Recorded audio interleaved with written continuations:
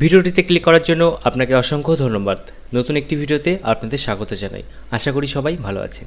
এই ভিডিওতে আমরা আলোচনা করব পশ্চিমবঙ্গ সরকারের তরফ থেকে নতুন একটি উদ্যোগ নেওয়া হয়েছে, যার নাম হচ্ছে বাংলা সহায়তা কেন্দ্র। সেন্ট্রাল গভর্নমেন্টের তরফ থেকে সিএসসি রয়েছে, কমন সার্ভিস সেন্টার, ঠিক তেমনি পশ্চিমবঙ্গের মাননীয় মুখ্যমন্ত্রী নির্দেশে সিএসসির মতনই বিএসসি চালু করতে চলেছে, অর্থাৎ বাংলা সহায়তা কেন্দ্র। সিএসসির মাধ্যমে যেরকম আপনি বিভিন্ন ধরনের পরিষেবা সাধারণ মানুষকে দিতে পারেন এবং সেই পরিষেবা দিয়ে আপনি স্বনির্ভর হতে পারেন, ঠিক তেমনি বিএসসির মাধ্যমেও আপনি বিভিন্ন রকমের সরকারি যে সমস্ত প্রকল্পগুলি বর্তমানে চলছে এবং বিভিন্ন ধরনের কাজ আপনি সেখান থেকে করতে পারবেন। এবং এই নিয়োগগুলি হবে আপনার নিকটতম বিডিও অফিস, স্বাস্থ্যকেন্দ্র এবং রাজ্য সরকারের বিভিন্ন সরকারি দপ্তরে, যেখানটায় 5,000-এর বেশি কর্মী নিয়োগও হবে। অর্থাৎ এই বাংলা সহায়তা কেন্দ্র তৈরির মাধ্যমে যেমন সরকারি প্রকল্পগুলি সাধারণ মানুষের কাছে খুব সহজেই পৌঁছে যাবে এবং সাধারণ মানুষও তার সুবিধা নিতে পারবে এবং সেগুলো খুব তাড়াতাড়ি অনলাইনে হয়ে যাবে। এতদিন যখন অফলাইনে যে কোনো কাজ হতো তখন অনেকটা সময় লেগে যেত, কিন্তু এখন আর সময় লাগবে না। এখন পশ্চিমবঙ্গ সরকারের যে সমস্ত প্রকল্পগুলি আসবে এবং জমি রেকর্ড থেকে শুরু করে বিভিন্ন ধরনের যে কাজগুলো আসবে সেগুলো খুব সহজেই হয়ে যাবে। তো আসুন দেখে নিই যে বাংলা সহায়তা কেন্দ্র নিয়ে কি বলা হয়েছে। দেখুন, বলা হয়েছে 15 জুলাইয়ের মধ্যেই সব জেলায় বাংলা সহায়তা কেন্দ্র চালুর নির্দেশ। এবারের রাজ্য বাজেটে প্রকল্পটির ঘোষণা করা হয়েছিল। এবার তা দ্রুত বাস্তবায়ন করার জন্য উদ্যোগী হলো রাজ্য সরকার। আগামী 15 জুলাইয়ের মধ্যেই সব জেলায় বাংলা সহায়তা কেন্দ্র চালু করতে বলা হয়েছে। এ ব্যাপারে পঞ্চায়েত ও গ্রামোন্নয়ন দপ্তরের সচিব এমভি রাও জেলা শাসকদের চিঠি দিয়েছেন। এই পরিকল্পনাটি নোডাল দপ্তর হচ্ছে পঞ্চায়েত ও গ্রামোন্নয়ন। প্রস্তাবিত এই সহায়তা কেন্দ্র থেকে সাধারণ মানুষ রাজ্য সরকারের বিভিন্ন প্রকল্পের সুবিধা নেওয়ার সুযোগ অনলাইনে পাবেন। এর মাধ্যমে কিছু কর্মসংস্থানের সুযোগও সৃষ্টি হবে। সব মিলিয়ে 2744টি কেন্দ্র এখন চালু হবে।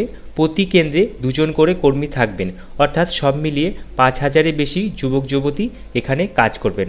অর্থাৎ বন্ধুরা, এই বাংলা সহায়তা কেন্দ্র যখন চালু হবে সেই চালুর সাথে সাথে প্রায় 5,000 যুবক যুবতী সেখানে কাজ পাবে, যার ফলে অনেকটা কর্মসংস্থান হবে। এরপর বলা হয়েছে রাজ্য সরকার আগেই সিদ্ধান্ত নিয়েছে সরকারি বাড়ির মধ্যেই এগুলি চালু করা হবে। জেলা শাসক, মহকুমা শাসক, বিডিও অফিস ছাড়াও প্রাথমিক স্বাস্থ্যকেন্দ্র এবং সরকারি গ্রন্থাগার থেকে এগুলি কাজ করবে। মোট 813টি গ্রন্থাগারের তালিকা তৈরি করা হয়েছে। জেলাগুলির পাশাপাশি কলকাতায় কিছু গ্রন্থাগারও এই তালিকায় আছে। 1,500 প্রাথমিক স্বাস্থ্যকেন্দ্র থেকেও বাংলা সহায়তা কেন্দ্র কাজ করবে। রাজ্যে বিভিন্ন পর্যায়ে প্রায় 2,500 সরকারি গ্রন্থাগার রয়েছে। এর মধ্যে বেশ কিছু গ্রন্থাগার বেহাল অবস্থার মধ্যে রয়েছে। বাংলা সহায়তা কেন্দ্র চালু হওয়ার পর গ্রন্থাগারগুলিও যাতে নিজস্ব পরিষেবা ভালোভাবে দেয় তার জন্য বিভাগীয় মন্ত্রীকে অনুরোধ করেছে কর্মী সংগঠন। সহায়তা কেন্দ্র চালু হলে বেশি মানুষ নিজেদের কাজের জন্য লাইব্রেরিতে আসবেন। তারা লাইব্রেরিতে বসে কিছু সময় পড়াশোনা করতে পারবেন। এরপরে বলা হয়েছে, দেখুন, এই কেন্দ্রগুলি চালু হলে এখান থেকেই অনলাইনে কন্যাশ্রী, ঐক্যশ্রী সহ সরকারি বিভিন্ন সামাজিক প্রকল্পের জন্য আবেদন করা যাবে। অর্থাৎ সহজ তথ্য মিত্র কেন্দ্র অথবা কমন সার্ভিস সেন্টার যেমন সমস্ত কাজ করা যায়, ঠিক বাংলা সহায়তা কেন্দ্রের থেকেও আপনি এই সমস্ত কাজগুলো করতে পারবেন। এক কথায় এটা একটি অনলাইন পরিষেবা, যেখানে আপনার 2 থেকে 3টি কম্পিউটার থাকবে, 1 থেকে 2টি প্রিন্টার থাকবে এবং 2 থেকে 3 জন সেখানটায় কর্মী থাকবে, যারা এই সমস্ত কাজগুলো আপনাকে করে দিতে সাহায্য করবে। এরপরে দেখুন, বলা হয়েছে জাতিগত সার্টিফিকেট, আবাসিক সার্টিফিকেট আবেদন, সরকারি নানা কর ও ফিস এখান থেকেই জমা ব্যবস্থা থাকবে। অর্থাৎ আপনি এখান থেকেই সরকারি কর এখান থেকে জমা দিতে পারবেন। এই প্রকল্পের জন্য চলতি আর্থিক বর্ষে 100 কোটি টাকা বরাদ্দ করা হয়েছে। পঞ্চায়েত দপ্তরের দায়িত্বপ্রাপ্ত অতিরিক্ত মুখ্য সচিব জেলা শাসকদের যে চিঠি দিয়েছেন তাতে প্রতি কেন্দ্রে 2টি করে ইন্টারনেট সংযোগ থাকা কম্পিউটার, প্রিন্টার, স্ক্যানার রাখার ব্যবস্থা করতে বলা হয়েছে। অর্থাৎ এই কেন্দ্রটা যখন চালু হয়ে যাবে, যেমন সাধারণ মানুষরা খুব সহজে তাদের কাজগুলো মেটাতে পারবে, তার সাথে সাথে কর্মসংস্থানও হবে, যার ফলে অনেকটা বেকারত্ব দূর হবে। যারা অনলাইনে কাজ করতে ভালোবাসে বা যাদের বাড়িতে কম্পিউটার আছে তারাও এখানটায় কাজ করতে পারবে। তাই 15 জুলাইয়ের পর থেকেই এই কাজটা শুরু হয়ে যাবে ওদের।